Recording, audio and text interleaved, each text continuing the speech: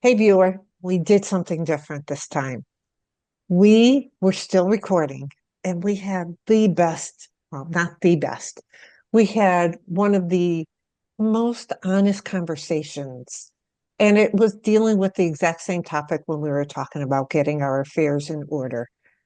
And we loved it at the end that we decided we want you to hear it.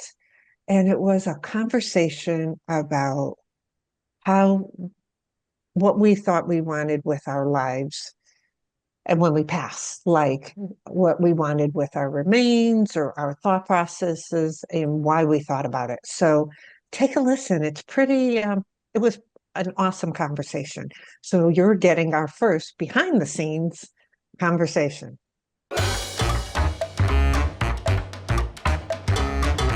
Yeah, that's a What's good in, one. That's a good one to touch base on, I think. And maybe yeah, if we can remember to mention, like, young families should think about. yeah, we should. We can bring that up, because Tracy, maybe Tracy, even both of you, like, and I can say too, hey, I was having a conversation with my boys to see if they've started this process, and I've asked them to join, you know. Mhm.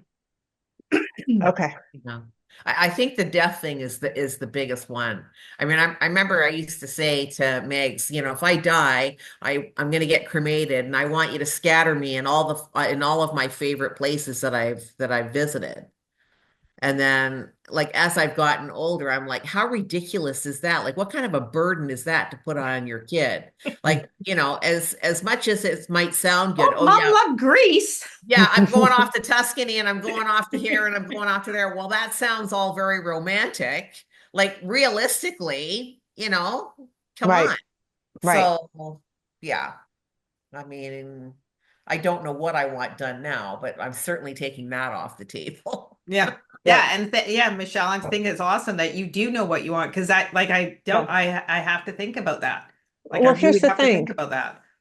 My parents, my mom and my stepdad and my grandmother were cremated, and they're in a crypt, probably 5 miles down the road from here.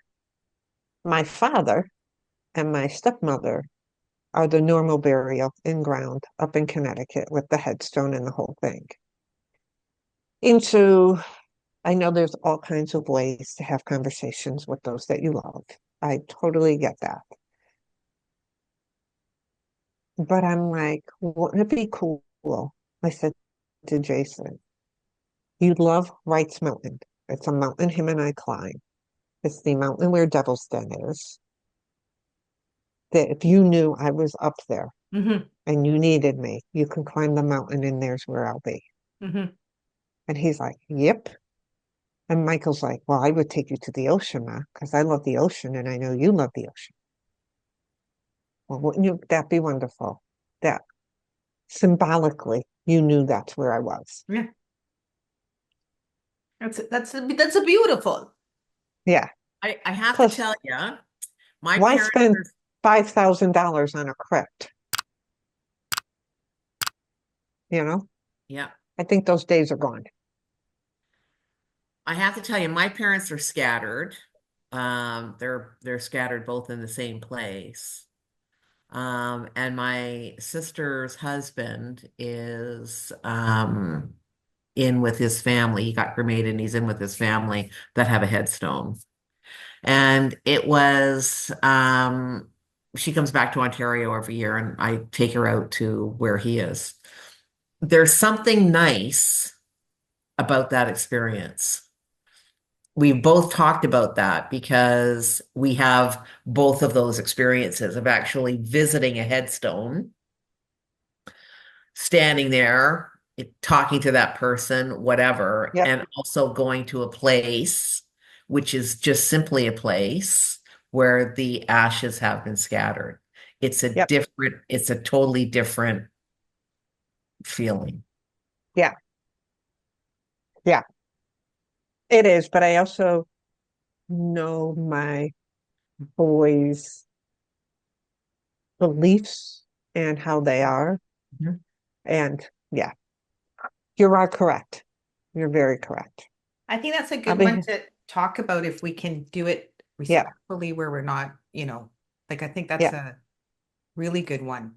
Mhm. Uh-huh. Because I have But both my parents I ashes. always thought that that would have been enough to just go to the place where mom and dad were scattered. I knew that, this is Yeah. where we had done it. And, there was peace in that, but there is something very, very grounding about visiting that cemetery. There's something very, Hmm. um, I always found a cemetery very peaceful.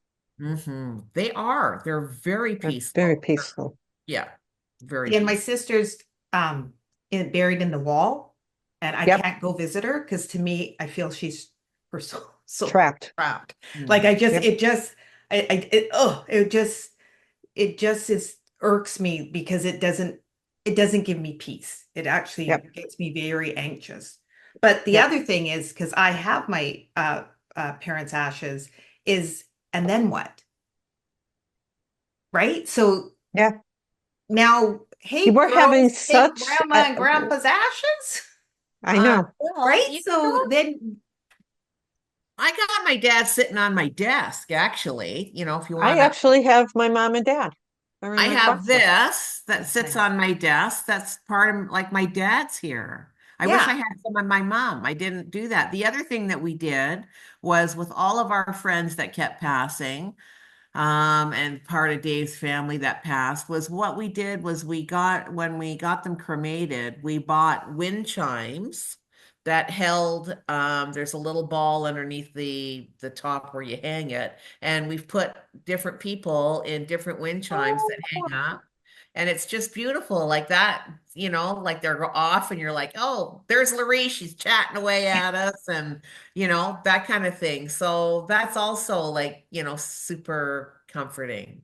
Like there's lots of different things you can do. yeah, I think but we don't investigate those. Like if you've never had to be an executor or take care of burying somebody or any of that, you don't know what those options are. And there's nothing wrong with walking into a funeral parlor and saying, hey, listen, you know what? No one's dead, no one's died. I just want some information. Like, what is available to me? yeah. What can I do? Yep. You can do And, that. and is that Absolutely. the only avenue? I mean, talk to a death doula. Like a death doula will give you my girlfriend's a death doula, and she's like, there are so many different options that you can do with the body. They do not have to be cremated. Yep. It's like, yeah. I mean, Yeah. yeah, I that's know my girlfriend's trying to become a death doula, and I'm like, well, she's a girlfriend of a girlfriend, and I'm yeah, just like, what? What the hell? When did death doula come in? But I thought that was an amazing thing. There's someone when you're coming in, and there's someone when you're going out. I thought that yeah. was like pretty amazing. Hmm. Never heard of it. Yeah, I Yeah. only heard it about it It's in a the thing. last year. Yeah, no, it's a Yeah. thing. And they do. They literally help you and the family, Yeah, right? I mean, help that person yeah. pass on. And I mean, not with drugs or anything like that. They just like they're there Ah, in aid of, I yeah. laugh because they call it also a death midwife. Yeah. But I think if you went to certain cultures and stuff like that, they have that person. Yeah.